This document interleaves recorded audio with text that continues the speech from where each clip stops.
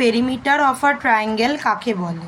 তো বলেছে the sum of the lengths of the sides of a triangle is called its perimeter.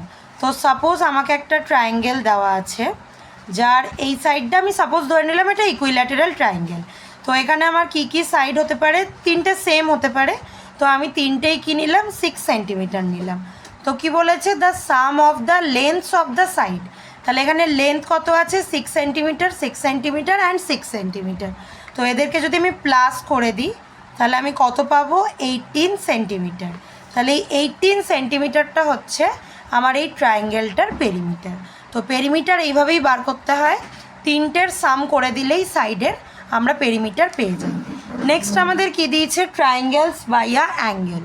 তো angle ওয়াইজও আমরা ট্রায়াঙ্গেলকে তিনটে পার্টে ডিভাইড করতে পারি। কি কি? ফার্স্ট হচ্ছে অ্যাকিউট ট্রায়াঙ্গেল, যার তিনটে অ্যাঙ্গেলই 90 ডিগ্রির থেকে ছোট, মানে অল অ্যাঙ্গেলস আর লেস দ্যান 90 ডিগ্রি। যেমন যদি এটা 60 ডিগ্রি হয়, এটাও 60 ডিগ্রি, এটাও 60 ডিগ্রি, বা অন্য কিছুও হতে পারে যেটা 90 থেকে ছোট। নেক্সট হচ্ছে right triangle, one angle is 90 degree. তাহলে রাইট ট্রায়াঙ্গেলে কী হবে?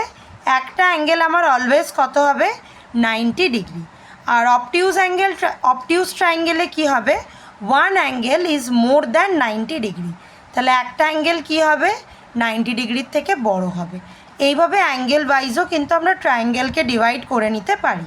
সবসময় মনে রাখতে হবে ট্রায়াঙ্গেলের তিনটে অ্যাঙ্গেলের সাম অলওয়েজ হয় 180 ডিগ্রি। 180 ডিগ্রির থেকে কিন্তু আমার ট্রায়াঙ্গেলের অ্যাঙ্গেলের সাম কখনো বাড়বে না, ওটা কখনো 180.5 ডিগ্রিও কিন্তু হবে না।